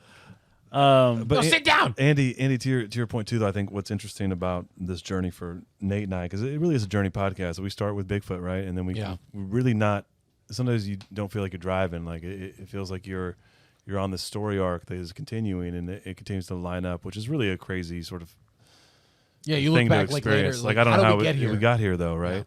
And what I think is fascinating is that we get a few emails every week from people that had an experience, and we start to realize these things are not so uncommon. Mm-hmm. Yeah, able to have what we'd probably classify as like a paranormal experience, like something that isn't out of the ordinary, right? And a lot of these people think that have come to the conclusion that that wasn't compatible with Christianity or their faith, or disqualified them or disqualified their faith, and I think at the end of the day, we're just trying to say it doesn't disqualify your faith. In fact, like, here's how you can contextualize it. And that's been the part of the crazy part of this journey for us is maybe understanding how you feel like these things are so isolated and these things happen are very rare occurrences. And we picked Bigfoot to talk about because it's the most encountered creature. It happens thousands and thousands of times. He's scary, year, dude. Right. But people are having things all the time. Sometimes. Maybe because of this Western paradigm we live in, that people don't know how to categorize or where to put that. And that's been part of the cool part is like, only been our own journeys kind of opening this space that says like, man, like God is so big and we live in this enormous reality that I don't think we even realize. And I think ancient people all believed in all of the stuff we're talking about. Yeah. I think they believed in their kingdom was the right one, their God was the right one, and they were all at war with each other. There was no like, we don't believe in anything. Yeah. We're just floating through life. What's and we don't now? care. You go to sub-Saharan Africa and you get sick, you go see the witch doctor, right? Because the witch doctor interacts with the spirits and these things, and there's some power there. Yeah.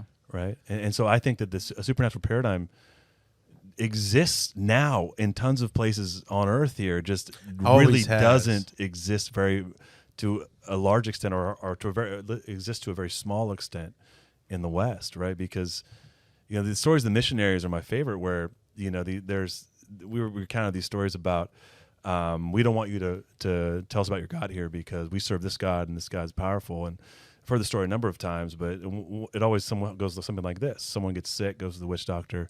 It doesn't heal the person, and they get on the phone, or they send somebody out. Maybe not on the phone because it's the jungle. They call somebody, they send somebody out and say, "Hey, can your God fix this?" And the missionary goes up, and the person gets healed. And guess what? The entire village does. They say, "Oh, your God is more powerful than the God we serve. We want to serve your God." And that paradigm doesn't really exist so much in the West because all these people are already believing all these things happen. There are spirits and we serve this God, and you serve a God, and can your God do this? And that, I think, is much more, as Nate would say, like what the ancients and how the ancients believe. There wasn't a bunch of people being like, nihilists, like the Big Lebowski. We believe in nothing, Yeah. I don't think that was really a thing. I think everyone served their God, right? And then, Yahweh is the King of Kings. He's dominion over all of these lower, Elohim is the Hebrew in the Bible, which is the same word that Greek used for angels. So you have these angels that are given, dominion, and we're not going to do a whole theological lesson here, but then Deuteronomy 32, all the nations get an Elohim that governs. They all rebel against Yahweh, and then, he takes Israel into himself. But these are entities that then became, the lower G gods of the Old Testament. People weren't worshiping rocks and stones and trees because they didn't get anything from it. There was a power there because it was a real thing. And I think sometimes we get separated and thinking like, oh, idolatry, you should have no other gods before me. That just means like I shouldn't really love football more than I love going to church, right? And those kind of things. But the context of the Old Testament was like, no, they were serving real entities that were behind. They were getting something out of it. 100%. People don't do that unless there's some transaction There happening, has right? to be something that they're getting out of it. And so how do we, for people who do not believe anything in the Bible, anything God, how do we justify, how do you communicate to them that, like, how do you give them an explanation for aliens, an explanation for anything supernatural who doesn't believe in anything spiritual? How do you justify that to them? And that's really kind of, I think, what we do on the show. It's like it requires a lot of dedicating your, being open-minded, obviously. Yeah.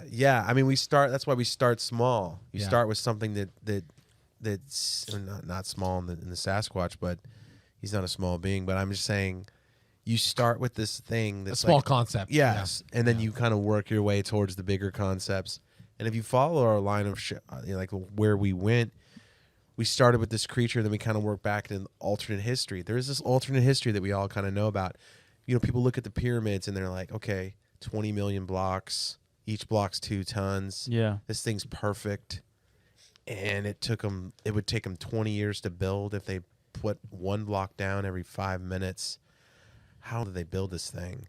It doesn't make any sense. Why did they build it? And it's astronomically aligned. Oh, this thing resonates. Yeah. This thing's got frequency. Wait a minute. There's this technology here. And there's a lot of people who are going to ancient aliens, and they're going to these UFO religions. They're going to spiritual stuff. Yeah. They're going to Burning Man. They're getting spiritual, whatever. What's your answer? I just think it's cool with all that stuff of just like explaining it. I think God has definitely set out like very logical explanations, and that's why I love people like Graham Hancock and stuff. Who he's not a Christian. No. He gets all the way to the end, and then that's what I'm saying. He can't cross that last. He's going down this path of like what you've always been taught with history and like the way things are. That could not be the answer. You know, Right. like there's different explanations for this stuff. I'm like, you can take that, and I'm like, God's definitely laying out the foundation of like just different, I don't know, evidence. Right. You know? I guess I'm trying to say is not believing in anything spiritual is kind of a luxury. Sure. It's not how it's been historically. It's not how it's going to be. And we know in the end it's going to be a one world religion. I think so. And I think everything's moving towards that. The sheep are being corralled, and having this like, I don't believe in anything is a luxury. So you can be there right now, but this stuff's going to start showing up, and it's manifesting, and it's coming, and we've been so conditioned in this paradigm for so long that we evolved over billions of years, and nothing's spiritual, and everything's just ones and zeros, and it's kind of just a luxury time in life to believe that. What does that one world system government look like to you? Like, what is that? You're getting into Revelation. No, you're good. Yeah. like We're going there. quickly. How does that look like? Well, it's just control and domination. I think Satan offers codependency. You always it's a needy system, and I think God offers independence and freedom. Do you think human beings would go for that? Oh yeah, we already have. I mean, when look at the last few years, get in line, shut your business down, Taxes. don't say anything. Well, I'm saying Americans, they obviously fall in line with the U.S. government, but to follow a full world government, how would that look like? Morally, you will be morally tricked into it because it's a kingdom. They both have their moralities. It's a twisted gospel versus the real gospel. So basically, if you're not for this, then you're against this. Kind of like that. You hate kind of thing. people. Yeah. You hate people. You said Reagan. You don't love people. Do you remember his quote? Yeah, from UN. Yeah, I Listen think to this quote. I think this is. I think if you're going to have a hypothesis of how this happens, right? Because one world is. It seems like an impossibility. What we have going on in the Middle East right now, somehow you have to have Arabs and Jews get along, and Chechens and Russians, and Sunni and Shia Muslims. Americans and Canadians. That's it. Yeah, if they just stop apologizing, right? I mean, but Floridians and the rest of the states, right? Florida man and Tennessee man. Yeah, Florida man. Reagan said it in 87. I might have the wrong date, but it's 80s. He was at the UN and said basically, perhaps what we need and I'm going to paraphrase this, to unite the world would be something, an existential crisis, maybe something on the measure of an alien invasion. And this is the movies, right? This is like Independence Day and everything else. But when you start to think about this, and you go the way that we've been conditioned really in media and everything else that's been going on since the 50s and 40s, 50s, really, you start to see that you can pull some of these threads, and you go, perhaps this is what it is, because I think we as a humanity lay down our swords if it comes to our own extinction. And I think we lay down those ancient wars with each other because there's something that's threatening the annihilation of us all. Yeah. Right? And I do believe there's a very good argument to say that somehow what we see in the end of days, and for Christians you look at the Book of Revelation, how does the world go to war, right, with God essentially, and there's been some very good guests on our show that have postulated that this is an alien invasion. There'll be this. If you hear it, if you listen for it, you hear it. There is a narrative out there. It's not an ancient aliens narrative, but there's this narrative, and people will repeat this. People all over the map will repeat this and say, the aliens are already here, and they've been here, and they're going to step in to make sure we don't destroy ourselves, right? So there's this idea of this benevolent, like they showed up when we did the first, right? It's sort of the ancient alien thing yeah. too, but it's like this: they're here already, right? And they're here to help us, right? Yeah. Okay, Yeah, so from all of our social problems, yeah, right. They care a lot about that. Yeah, so we're gonna solve all of our issues: global warming, gender. Right. They care all about this, guys. So I think that there's a pretty good scenario you can create and hypothesize where then's this impending alien invasion by the hostile aliens, right? So the good aliens come. It sounds so crazy to even say out loud, but this is kind of. I was literally talking about this with my mom. Right. So they come and they basically unite us and then help save us from this impending doom, right? And it's something that's repeated itself in history, right? It's like a Tower of Babel moment. Yes. Where everyone can speak the same language, and we all have to a common enemy, and we need to unite to defeat the God of the Bible. And so I think what Satan's going to sell people on is like, you want your own, you want to do whatever you want to do. Yeah. F God. We don't need God, and we don't need those people who are listening to him. We can fight against him. You can think about the world coming together, like a example would be like when the I don't know if you can say it without getting flagged, but the Rona, when the Rona broke out in 2020, like everyone in the world reacted to that, like whatever. I don't want to get into all that, but we took their word for it. You saw like everybody fell in line. Yeah, everybody fell in line. Well, everyone didn't want to go home for Christmas because they didn't want to kill their grandma. Yeah, and it was a moral thing. It comes down because it becomes a trust thing. It's like, oh, they have they have our best interest in mind. But think of that on an intergalactic level. Yeah, like a spiritual level. Like everyone would just be like, yeah, yeah. Almost as if like God comes out of the heavens and Satan comes out of the heavens, and they're both like talking to you, and you're like, this whole reality opens up, and you're like, you clearly have to pick a side. You know what I mean? It's like if you just lived in the woods for. I feel like humanity is right now. It's like we're all been kind of living in the woods for the last 1,000 years, and then we're gonna come back to a city, and we're gonna be like, oh my. What is going on? And I think there's just been this whole sort of unseen realm around us for so long. Yeah. And I think a lot of people are going to wake up to it and choose the right decision, or you die. Like that's the type of thing where it's like it's going to get to the point where someone's going to have to make this. Yeah, you're going to make these decisions. Yeah, make the decision. You make the wrong one, you're done. Your life is done. Unfortunately, it's so scary, dude. And the Book of Revelation talks about this great delusion and this great deception that happens, and I'm sure this could happen a lot of, there's other scenarios where this could happen, but this seems like pretty plausible based upon social conditioning we're seeing, whether in media, out of Hollywood, out of what's happening with mass media now picking a lot of this stuff up. I think some of it's legit, like in the sense of like there are real whistleblowers talking about real stuff happening, but I think the lid's starting to come off, and perhaps we're in a timeline where this lid does come off, and this is the next step in this scenario where now we have an existential crisis for humanity. And personally, this is all my opinion, right? But it's hard for me to figure out how else this happens. Like, how do you get all these people that really hate each other and hate each other for millennia? Will say, hey, let's be pals, let's be bros, and let's fight off these bad guys, right? Just repeating themes. There's all these themes. So there were hybrids in the golden age. Gonna be hybrids probably then. Common enemy, fighting, wars. I think you kind of just see the themes kind of coming back. So I think you can kind of think, okay, it's going to be everyone's together. Everyone has a common goal. They have to unite. They have to go to war over something. And we can all put ourselves in the hive mind so we can come together. So I think if you were going to wage a war against God, you would need everything you possibly could aimed at him. Mm-hmm. Every human, hybrid, weapon, whatever. And I think that's kind of what Satan's going to try to plan. I think the Armageddon is something that's going to happen. A kinetic war with God. I think it's bonkers that people just believe that like we're just existing.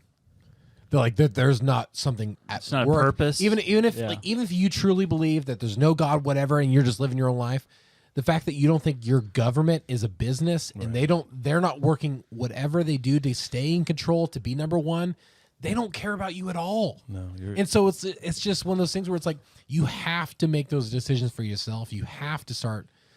I don't know. Like it's just you have to be aware. If we weren't on a list before, we are now. So. No, but Absolutely. Listen, I mean, the number one, baby. The three. I'll be number one. You know, the last 3 years, I think it have been a massive red pill for a lot of people that didn't see the shell game. Really, right? It's if you didn't wake up in 2020.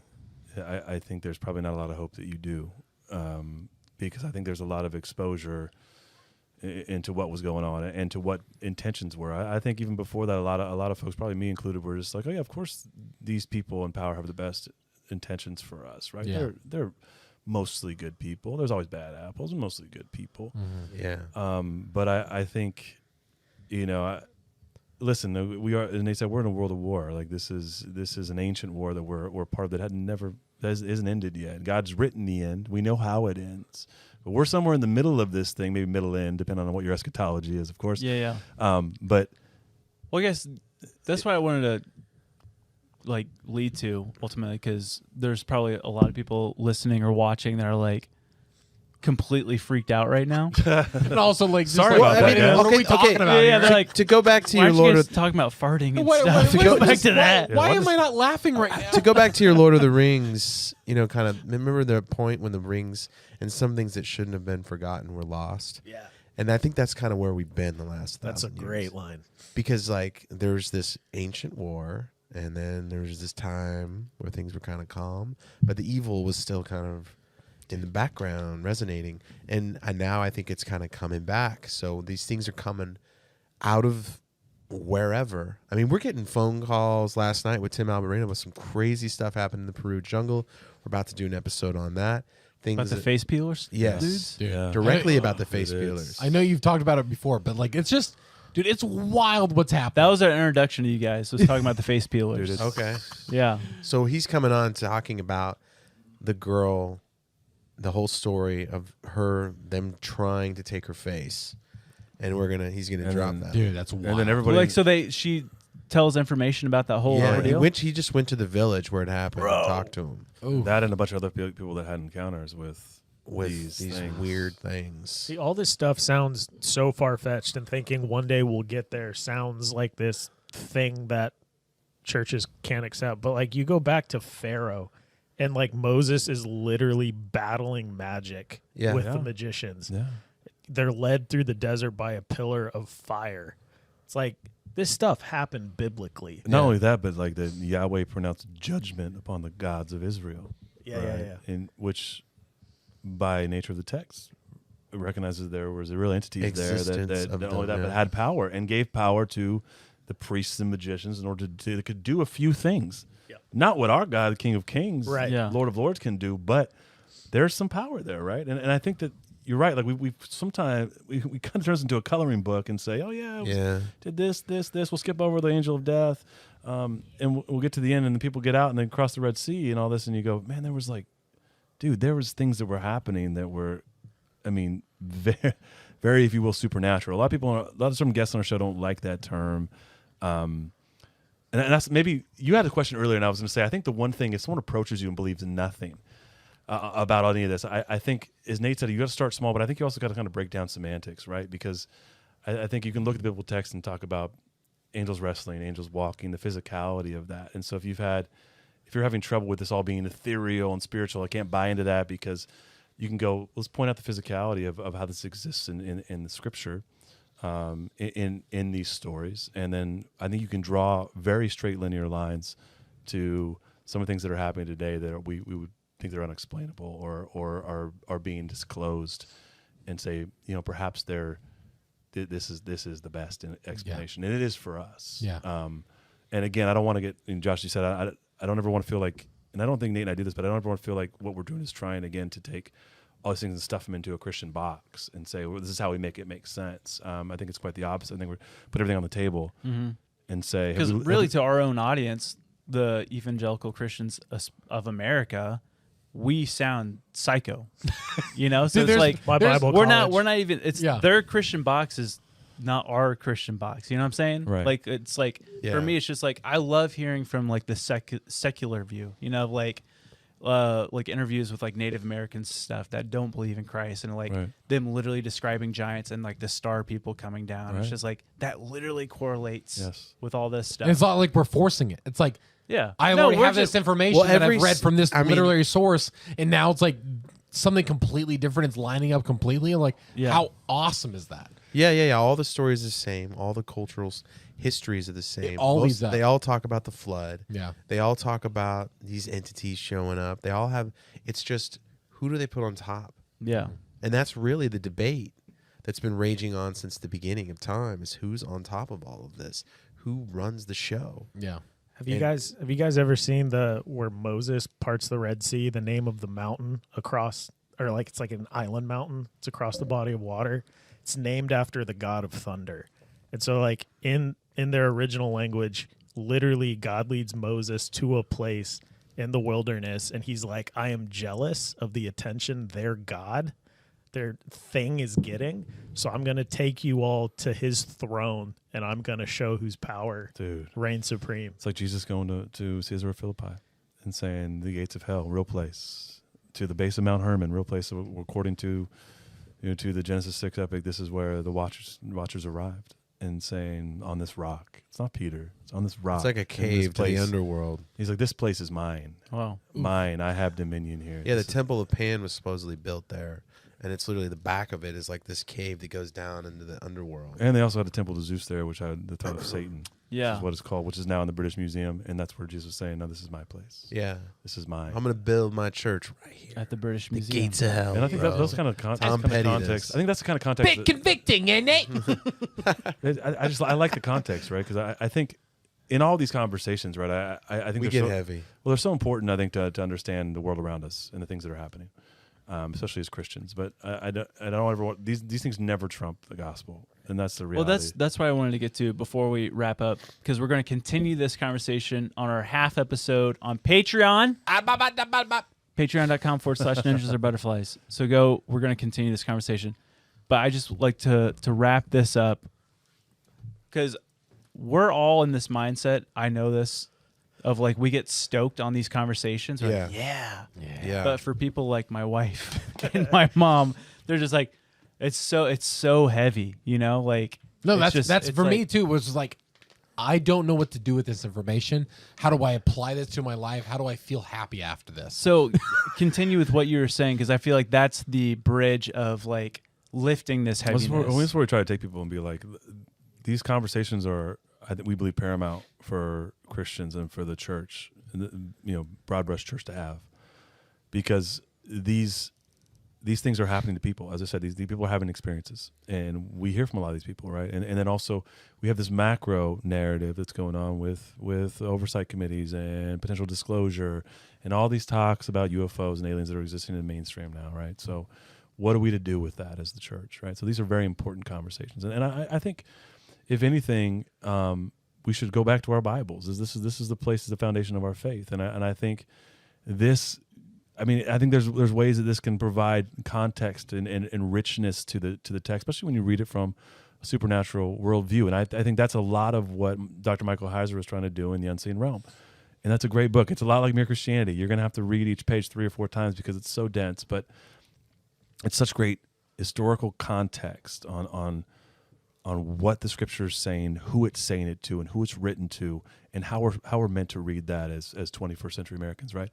All that being said, nothing trumps the gospel and the message of Christ and what he did. And if anything, I think understanding a supernatural worldview makes something that is the most incredible thing that has ever happened in the history of history even make more sense in him claiming dominion over the powers that essentially tried to claim us as sons and daughters of Adam out of the family of God. Yeah.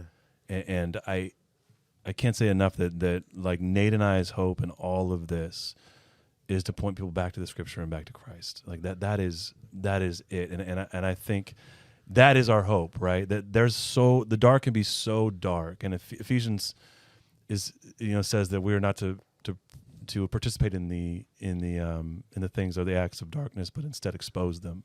And sometimes I feel like that maybe is our mantra. Sometimes is like, we want to expose these things for what they are, not participate in them. But also, if we're to be followers of Jesus and follow in the footsteps of Christ, I think we do ourselves a disservice not to have conversations around things that are happening in the context of the Bible and also the work of Jesus Christ. And that's our hope, man. I think that's the end, right? Is that we can maybe be going through all this really crazy darkness, and the last 3 years have been wild, right? But our hope is always that the end is written, and I don't think any of us. I think there's sometimes this American ideal too that like follow God and all your things are gonna, you're gonna get a bigger house and you get that paycheck, and you made a great video about the mega church pastor talking about the biggest house in Louisiana, all these funny things, right? But there's this underlying sometimes subversive narrative that like that things are going to get amazing and we're all going to get the things we want. But Jesus never said that. Yeah. So things are going to be hard if we followed him. But ultimately, and I'm getting there with this analogy, ultimately the hope is in him, and the hope is that we get to spend eternity with him, and that he is one, and the end is written, right? And so I think if we look at all this and reminding ourselves the bookend of that Christ has already won, and that we are, as sons and daughters in the kingdom, we are participating in that victory. That the darkness is not going to triumph. But I do believe that we would undersell ourselves not to talk about these things, because every last person matters to God, and if somebody has an experience that disqualifies them from the kingdom and the family of God, we're saying that's not true. In fact, there are answers for you. There are answers for you in the Scripture and in the Bible, and you are loved and you are desired by your Father in heaven. Yeah. And all this stuff, doesn't disqualify our faith. And I think you have to keep going back. I mean, that's the hope. You have to keep going back to this, because the dark gets real dark. Especially, Nate and I.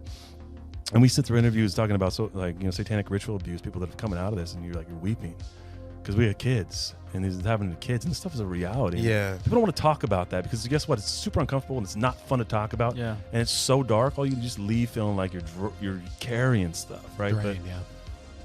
But we're meant to expose. But someone has things. to talk about it. I think every great film, I would say, every great film has that moment where your character's just gone through all this crap. And I think everyone is the Russell Crowe in this story, right? And the Gladiator.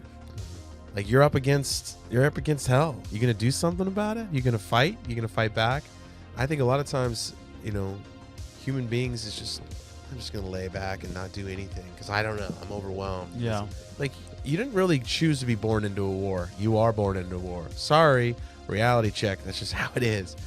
You can do something about it. You can fight or you can get shot. You can fight or get shot. that's you can carry the fire. Yeah. You can put the Holy Spirit in your body and carry it. Choose to fight back in the darkest places of this world and do something. And when you have that humility, I think God shows up, and some miraculous things will happen to him because he needs us to carry the flame. And it's like that analogy, just one light on the hill, man. Everyone can see it. Dude, you can be Gandalf. Nice. I'm already there, dude. Got a little, you need shall a not. little more gray. But it's like it's not. We don't leave people feeling depressed and miserable. It's like there's hope. Yeah. But you got to know what you're born into first before you can do anything about it. Yeah. And there's so much with it, dude. There's so much. And there's Bigfoot just chilling. Dude, and Bigfoot's like, what are y'all worried about, Dad? Well, I mean, sometimes that's Chilling why by the train tracks. we got to come out of all these Goes things to and be back like, to we need to dad. have just a good old-fashioned Bigfoot episode because Yeah. you trudge through some of the mud and the muck. That's literally Ninjas and Butterflies 99% of the time. It's like, here's all of these really crazy things, and let's not care about them.